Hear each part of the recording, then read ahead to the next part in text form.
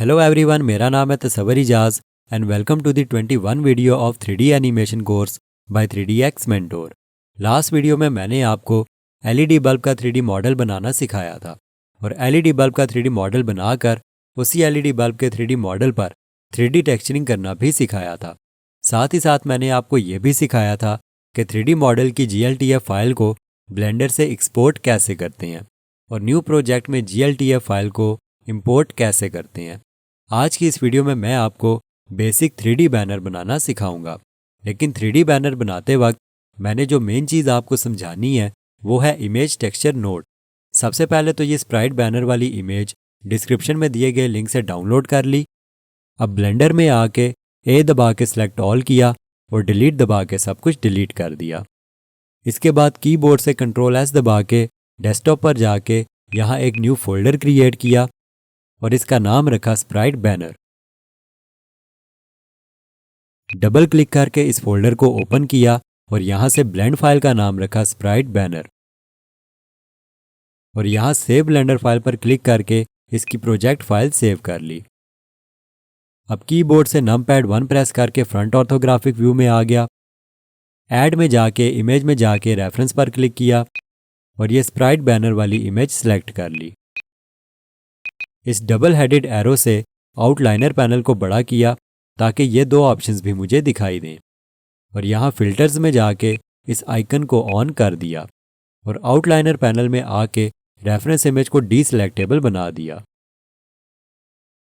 Add में जाके mash में जाके एक क्यूब ऐड किया और टैब दबा के इस क्यूब के एडिट मोड में आ गया। एस दबा के एक्स दबा के इसे एक्स एक्सिस पर स्केल किया।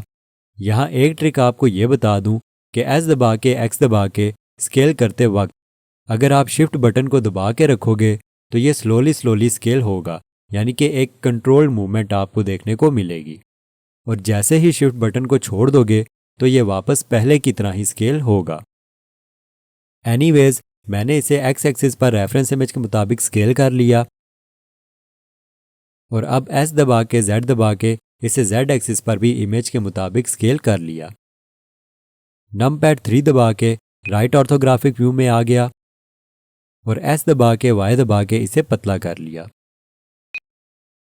3D व्यू पोर्ट में साइड पर क्लिक किया ताकि सब कुछ डीसिलेक्ट हो जाए और एडिट मोड में रहते हुए ही ऐड में जाके एक और क्यूब ऐड कर लिया। ऑल्ट-Z दबा के एक्सरे मोड को ऑन किया और एस दबा के इस क्यूब को इतना छोटा कर लिया। नमपैड 1 दबा के फ्रंट ऑर्थोग्राफिक व्यू में आया और मूव वाले गिज्मो से इसे यहाँ मूव कर लिया। ऑल्ट-Z दबा के एक्सरे मोड को ऑफ किया और 3 दबा के फेस सिलेक्ट मोड में आ गया। अब इस क्यूब के इस नीचे वाले फेस को सिलेक्ट कर लिया। अब नमपैड 1 दबा के फ्रंट ऑर्थोग्राफिक व्यू में आ गया और मूव वाले गिज्मो से इस फेस को यहाँ नीचे मूव कर दिया। 3D व्यू पोर्ट में साइड पर क्लिक किया ताकि सब कुछ डीसिलेक्ट हो जाए और यहाँ इस फेस पर आकर कीबोर्ड से L बटन दबा के इस पूरी लेग को लिंक्ड सिलेक्ट कर लिया। अब शिफ्ट D और X दबा के इसे यहाँ आगे मूव किया और क्लिक कर दिया तो ये डुप्लीकेट हो गया। अब 3D व्यू पोर्ट में साइड पर क्लिक किया ताकि सब कुछ डीसिलेक्ट हो जाए। टैब दबा के ऑब्जेक्ट मोड में आया और यहाँ आउटलाइनर पैनल में जाके रेफरेंस इमेज को सिलेक्ट करके डिलीट कर दिया। 3D व्यू पोर्ट में जूम आउट किया और इस बैनर को सिलेक्ट करके मूव वाले गिज्मो से यहाँ ऊपर मूव कर दिया और 3D फ्लोर पर रख दिया। अब अगर मैं आपको 3D व्यू पोर्ट में रोटेट करके दिखाऊं तो हमारा 3D बैनर रेडी है। Ctrl+S दबा के प्रोजेक्ट को सेव किया और यहाँ मॉडिफायर में जाके ऐड मॉडिफायर में जाके जनरेट में जाके बेवल मॉडिफायर ऐड कर दिया। सेगमेंट्स को 3 किया और अमाउंट को 0.01 कर दिया और शेडिंग में जाके हार्डन नॉर्मल्स को टर्न ऑन कर दिया और अब लास्ट में 3D बैनर पर राइट क्लिक करके शेड स्मूथ बाय एंगल पर क्लिक कर दिया। अब इस बैनर की फ्रंट साइड पर हमने अपने ऐड को अटैच करना है, उसके लिए यहाँ से शेडिंग पर क्लिक किया और शेडिंग वर्कस्पेस में आ गया।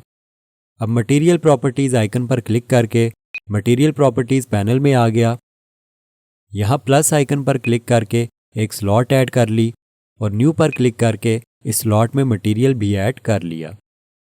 अब इस मटेरियल का नाम रखा आयरन और फिर इंटर दबा दिया।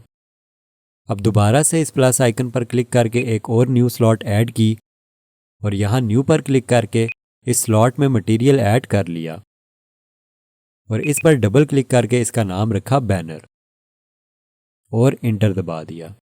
अब यहाँ से बैनर को सिलेक्ट किया और शेडर एडिटर में आके होम बटन दबा दिया।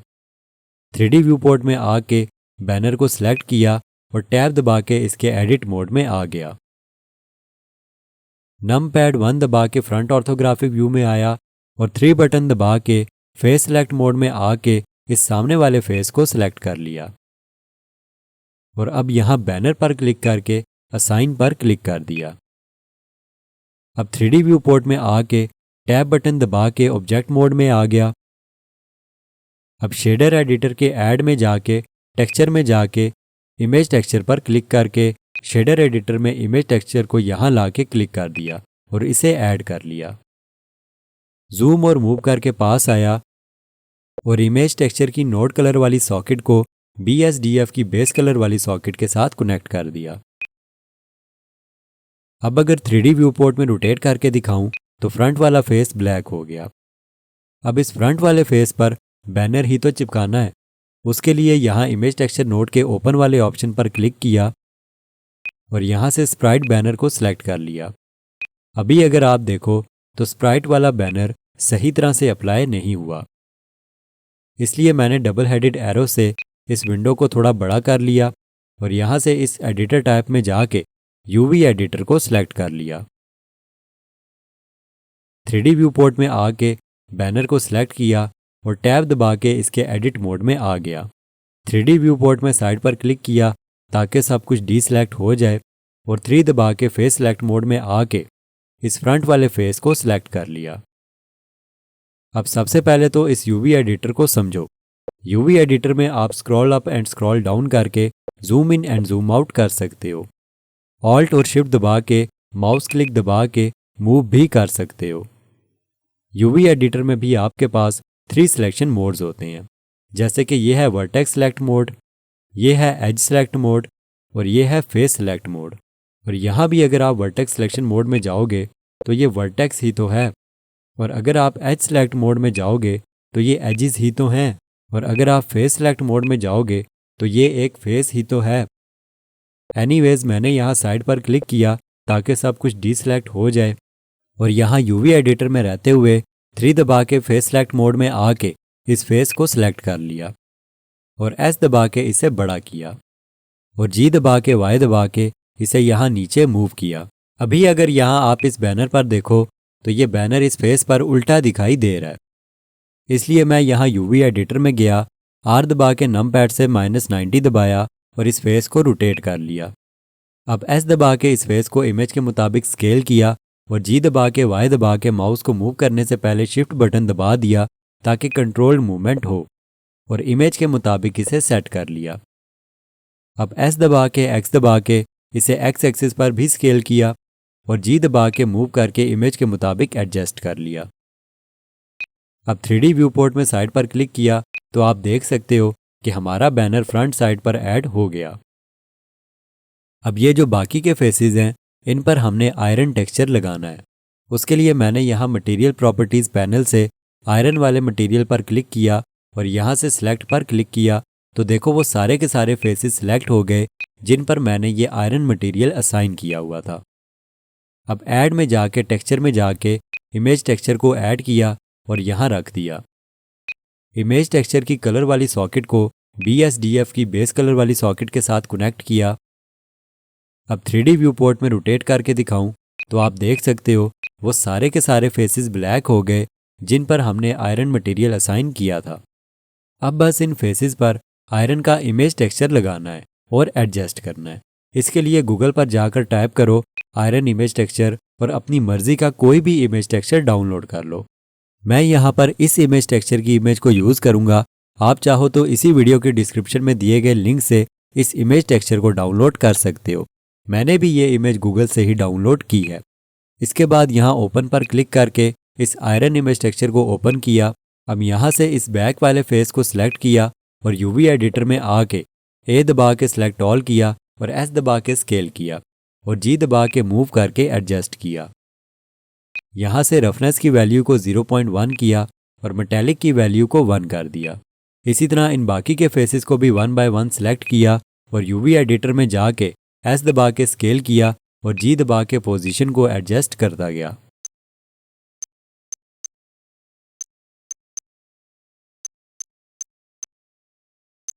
सारे फेसेस पर इमेज टेक्सचर को एडजस्ट करने के बाद 3D व्यू पोर्ट में माउस कर्सर को ला के टैब दबा के ऑब्जेक्ट मोड में आ गया, कंट्रोल एस दबा के प्रोजेक्ट को सेव किया और यहाँ से लेआउट की वर्क स्पेस में आ गया और यहाँ से मटेरियल प्रीव्यू मोड में आ गया। तो यहाँ पर आप देख सकते हो कि हमारा 3D बैनर रेडी है। लेकिन इसको और भी शानदार दिखाने के लिए मैंने यहाँ कैमरा आइकन पर क्लिक किया, माउस को यहाँ ला के स्क्रॉल डाउन किया और कलर मैनेजमेंट के इस एरो पर क्लिक करके स्क्रॉल डाउन किया और लुक को वेरी हाई कंट्रास्ट कर दिया। अब शेडिंग में जाके यहाँ से मटेरियल प्रॉपर्टीज़ के पैनल में जाके स्क्रॉल अप करके बैनर वाले मटेरियल को सिलेक्ट कर लिया और रफनेस की वैल्यू को 0.2 कर दिया। अब दोबारा से लेआउट वाली वर्क स्पेस में आ गया तो यहाँ पर आप देख सकते हो कि हमारा 3D बैनर रेडी है। डिस्क्रिप्शन में दिए गए लिंक से आप इसकी प्रोजेक्ट फाइल को फ्री में डाउनलोड कर सकते हो। मेरी आज की वीडियो में मैंने आपको इमेज टेक्सचर के बारे में डिटेल से समझाया और मैंने आपको यूवी एडिटर के बारे में भी बताया। साथ ही साथ मैंने आपको ये भी बताया कि इमेज टेक्सचर नोड के ज़रिए आप अपने 3D मॉडल के किसी भी फेस पर अपनी मर्जी के इमेज को कैसे प्लेस कर सकते हो। नेक्स्ट वीडियो में मैं आपको स्ट्रॉबेरी का 3D मॉडल बनाना सिखाऊंगा और स्ट्रॉबेरी का 3D मॉडल बनाकर हम उसकी टेक्सचरिंग करके कंप्लीट 3D मॉडल रेडी करेंगे।